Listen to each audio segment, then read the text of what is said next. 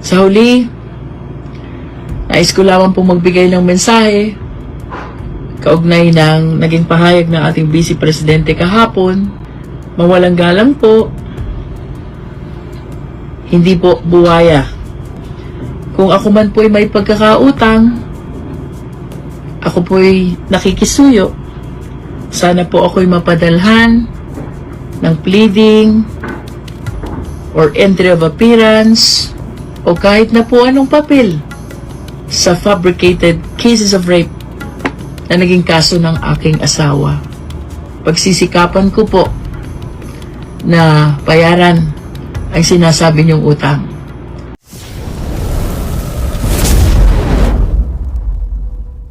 We are supposed to finish all the pending measures, to terminate all the pending hearings, no? Because yun ang sinasabi sa ating legislative function. Ito yung pinag-uusapan na all unfinished business terminates when the Congress terminates. But we have to be very clear, sapagkat timely na pag-usapan ng impeachment, it does not include the impeachment process because we have to distinguish between the legislative function of the Congress and the impeachment function of the Congress. While the legislative function of the Congress is affected by the legislative calendar, kapag nag-terminate ang session, terminated lahat ng unfinished business. That includes bills and investigations or inquiry in aid of legislation. No? But when we speak about impeachment process, it is not affected at all by the legislative calendar. And we are very consistent with our stand.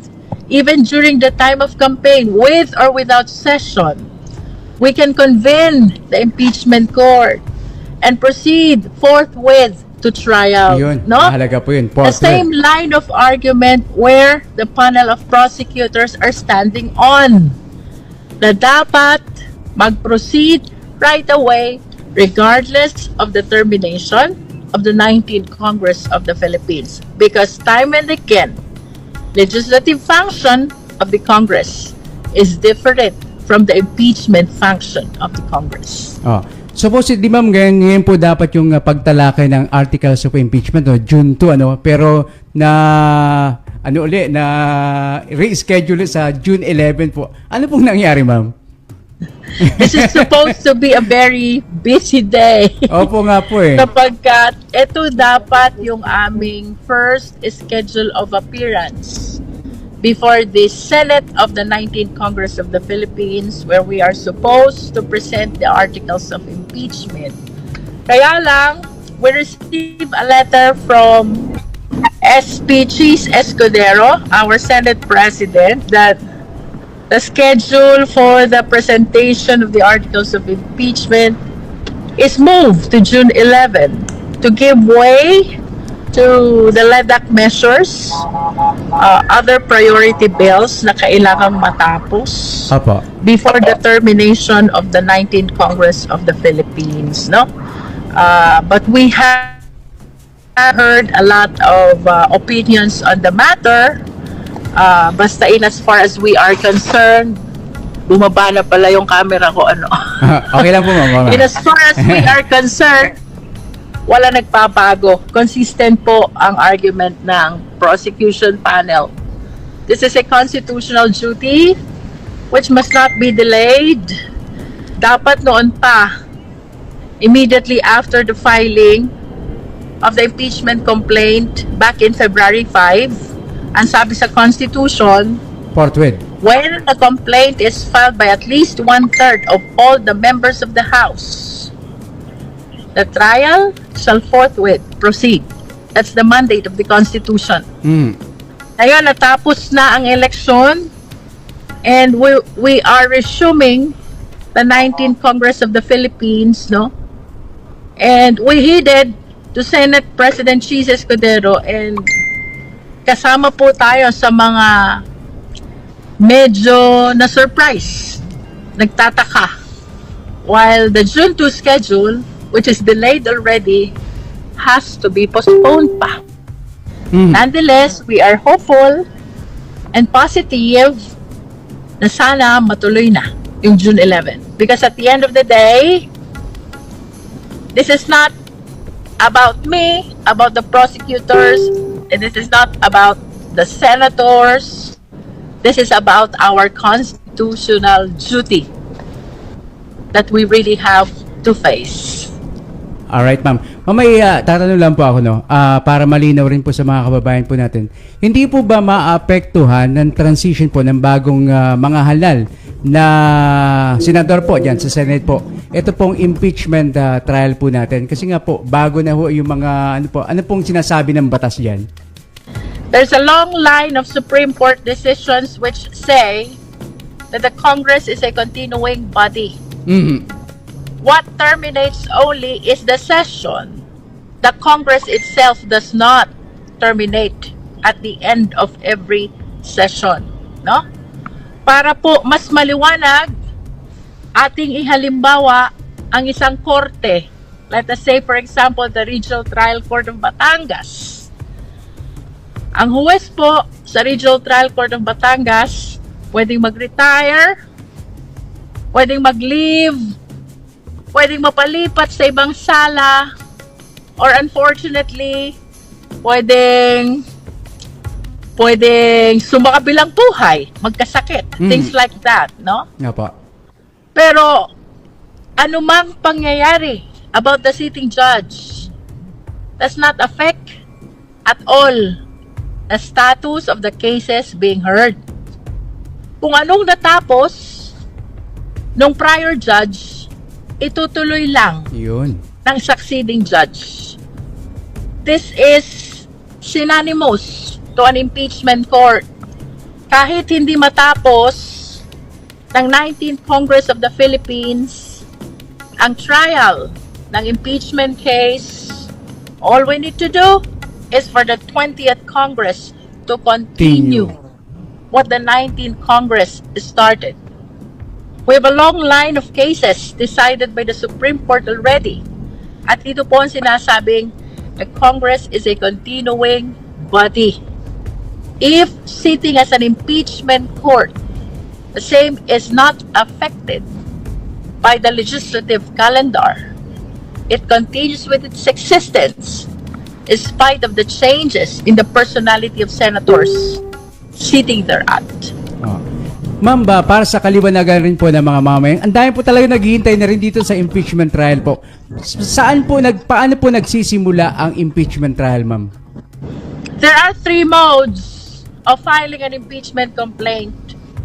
One, it can be filed by any member of the House. Second, it can be filed by any private citizen endorsed by any member of the House.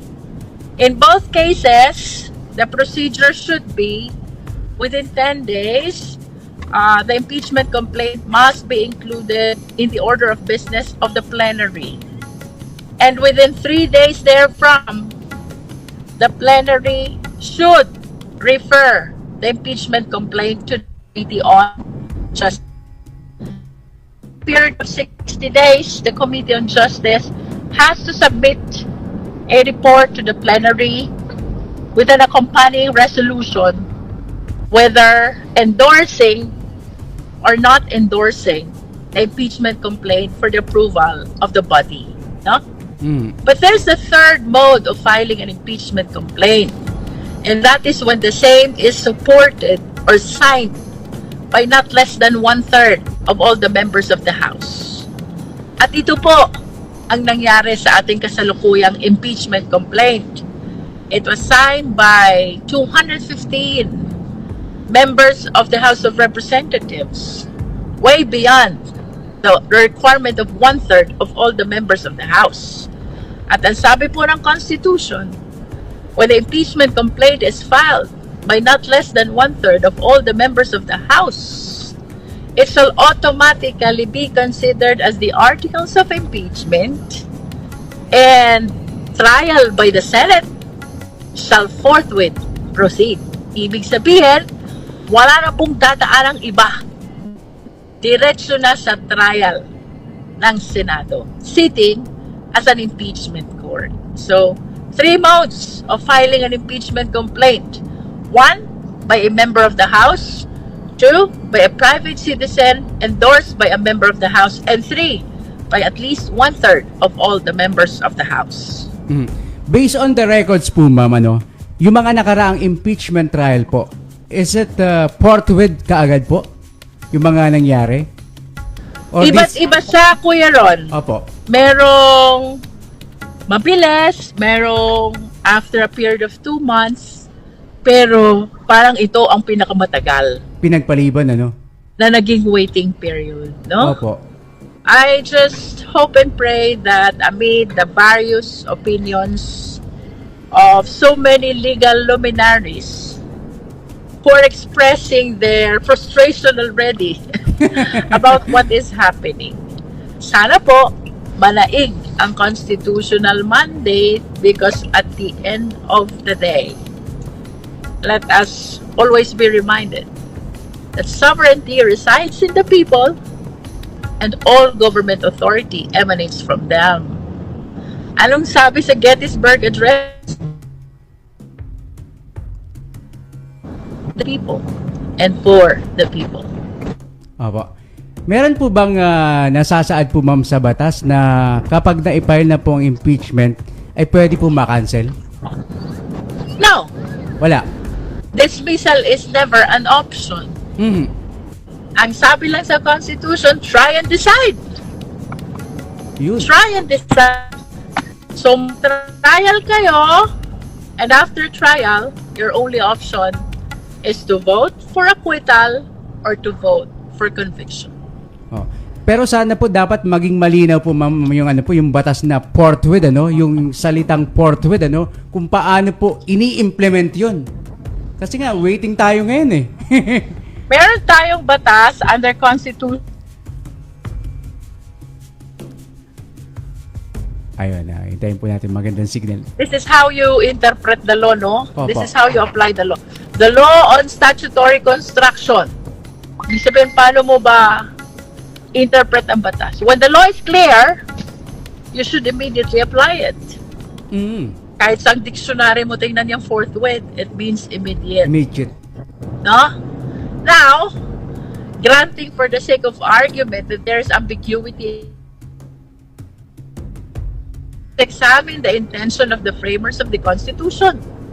Pag tinignan mo ang records ng 1987 Constitutional Commission, it likewise say, by forthwith, it means outright and immediate. Oh.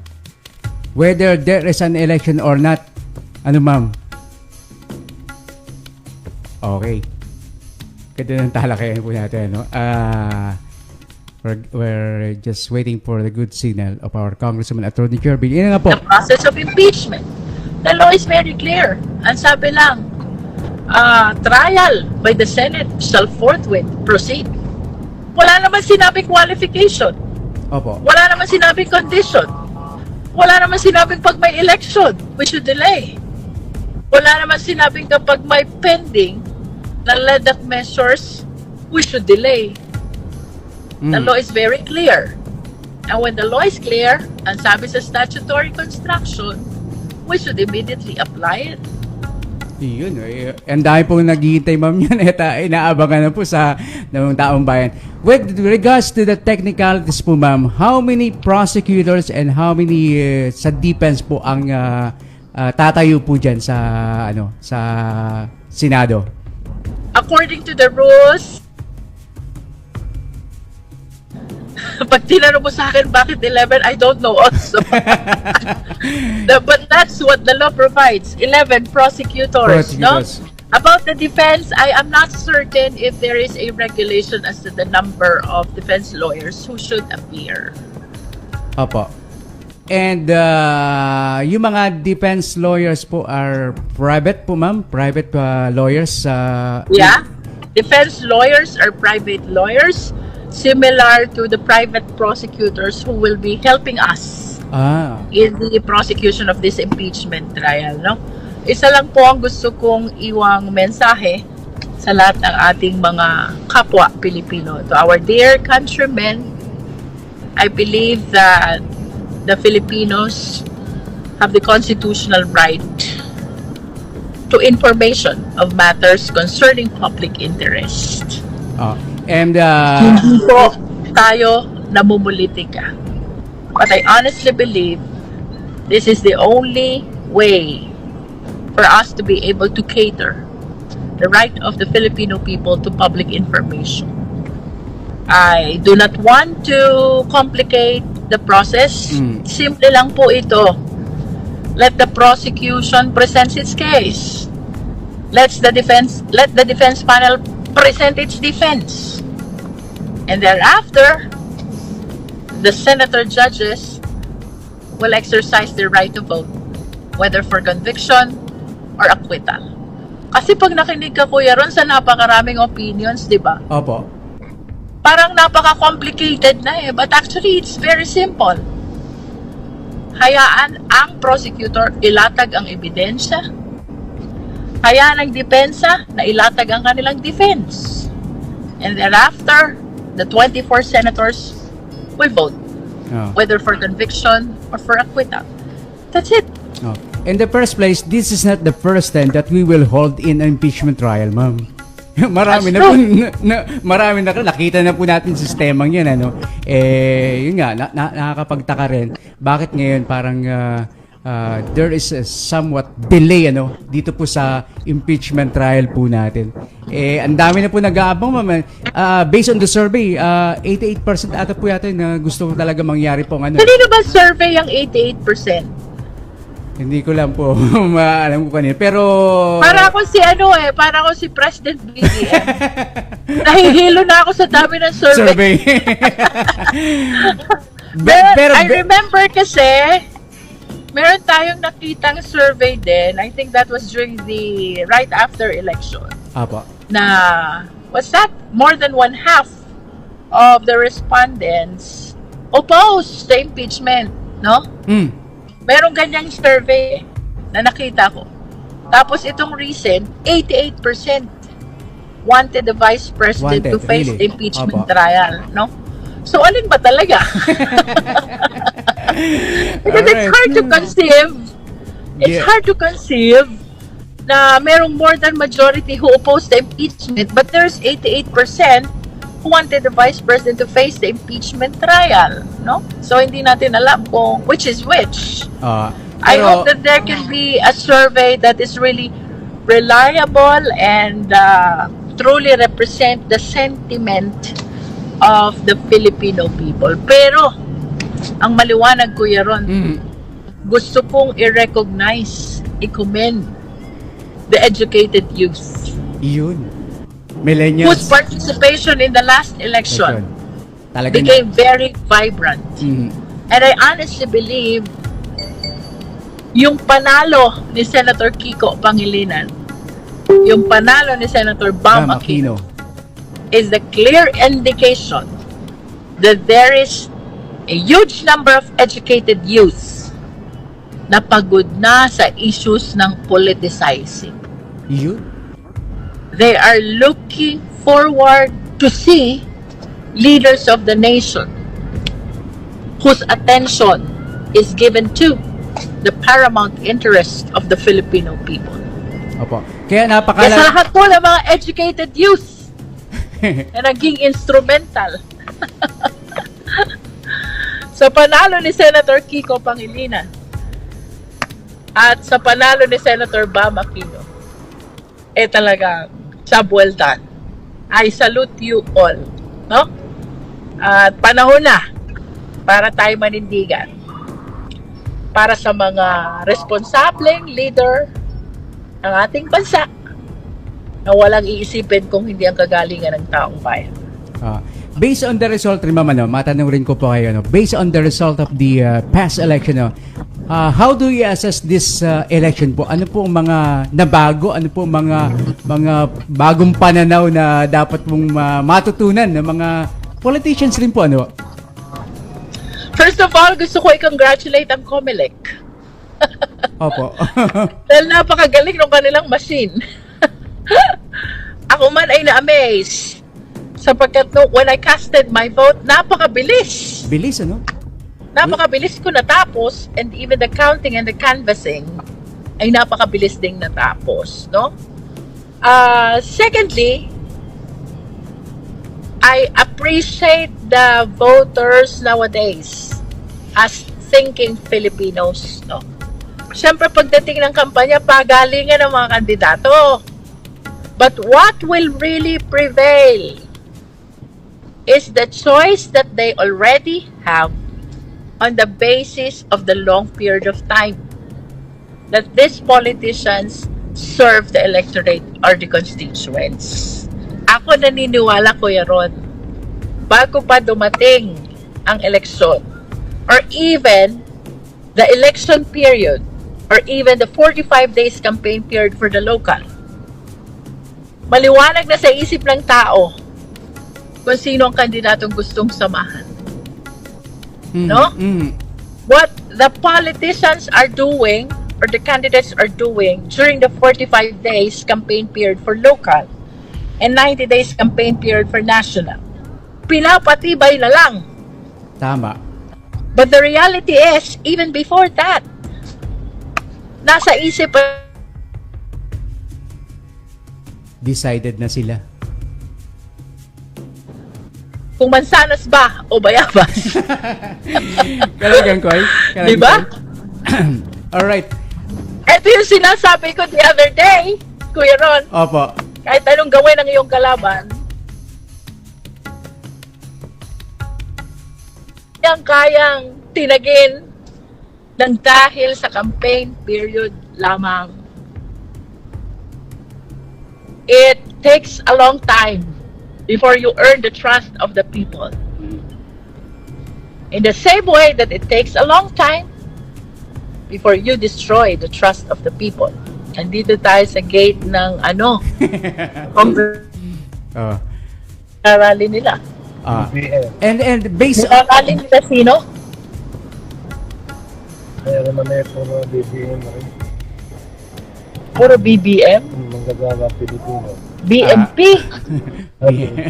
Kalagang koy. What are they rallying? Ang daming rallyista dito. Ma'am. Ma'am, based on my observation po, tama po kayo dyan sa inyo po naging conclusion, na bago pa man mang eleksyon, mayroon ng decision yung mga taong pinatitibay na lang ng politiko, True!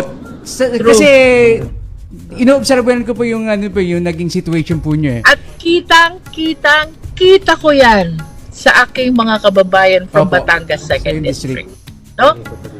Lahat ng aking naikutang lamayan, lahat ng aking naikutang birthday, lahat ng aking napuntahang kasalan, isama mo na pati mga dasalan, lahat sila nanindigan. Kahit ito'y matagal nang nakaraan. Dahil in that very simple way, naramdaman nila, nakasama nila ang Congresswoman, no?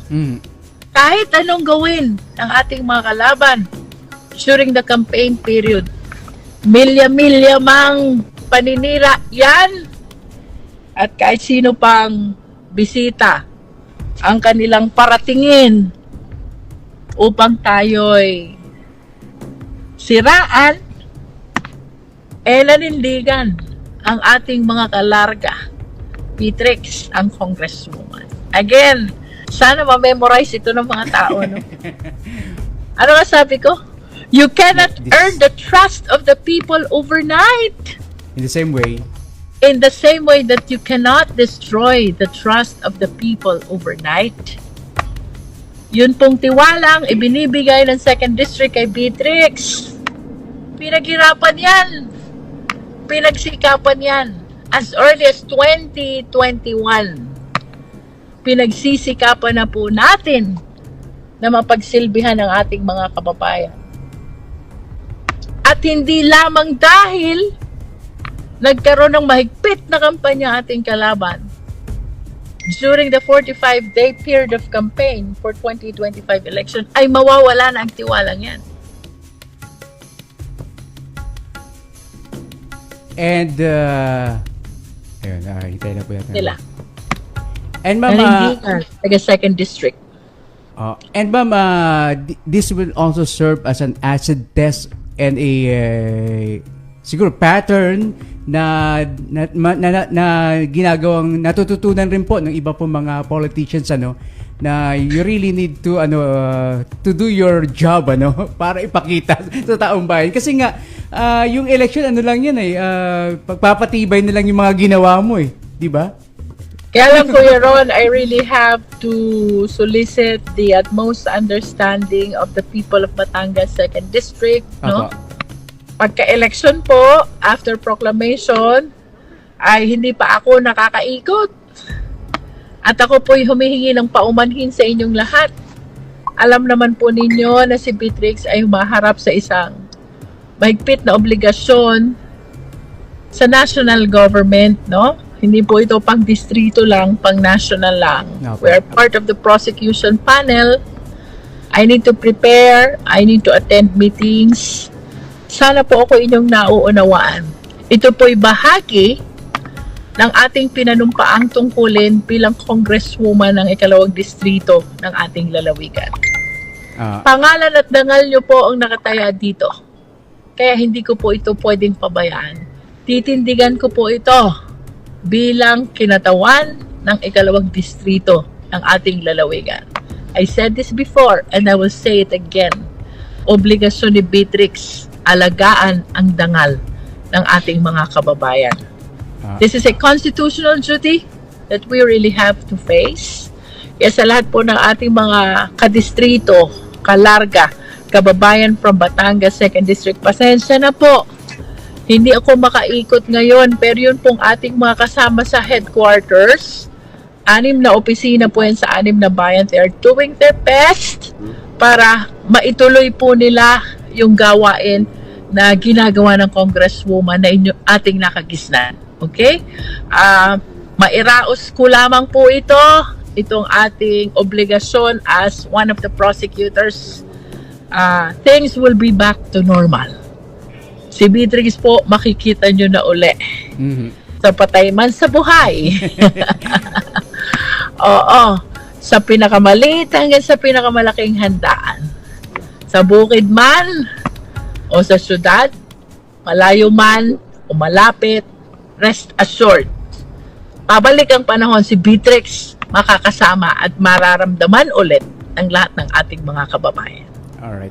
Ma'am, how do you accept this kind of responsibility, ma'am? And how do you prepare po dito sa mga ganito na? And are you expecting na kayo po ay magiging congresswoman ng hindi lamang ng 2nd District, ng buong bansa na ma'am, handling this